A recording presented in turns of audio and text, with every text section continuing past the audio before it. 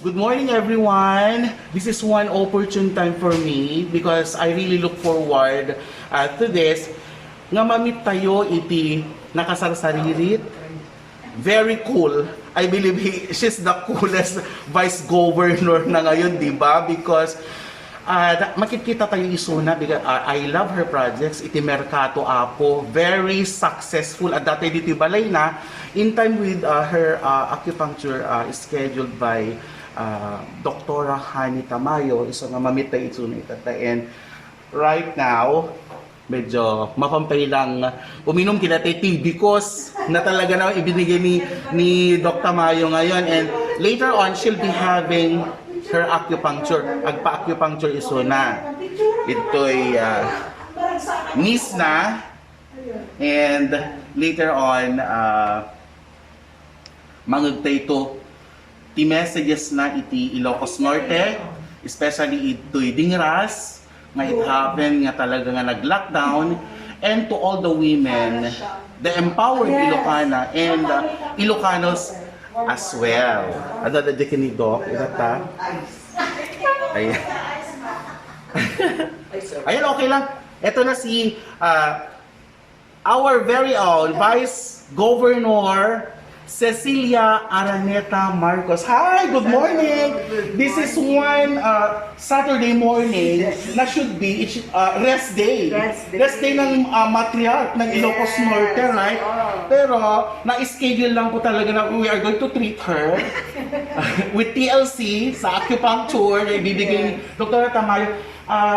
Short and short lang message natin sa Dingras. Hindi nga, sa Dingreño, it is really a felt need for me to see somebody like you to strengthen their composure, to strengthen their feelings that somebody like you, an empowered Ilocana, a woman, a mother, a sister of them, na talaga namang nagmamahal at always caring to the Dingreños. And that is what we want to hear, right? Dingreños and Dingreñas. Ma'am Cecilia, please. Yes. Naimbag aldaw kada kayo amin. And I'm greeting all the kababaihan in Dingras mo especially na I know that it's not an opportune time this time because there's a lot of anxiety. But as mothers of the home, we are the ones that can keep the family together. So I just pray that you're able to really find your strength from the Lord and that you're able to truly just trust that lilipas din itong lahat. Ayan.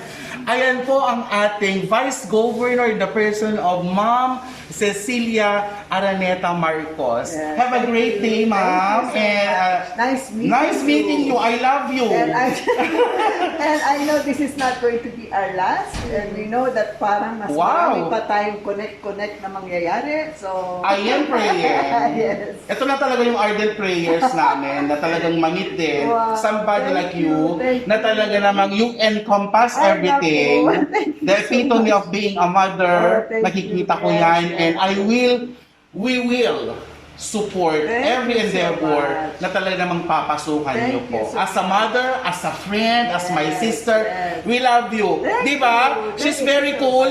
Manong Dani for La Ilocano News. Thank you so much, Vice Governor. Thank you. Thank you too.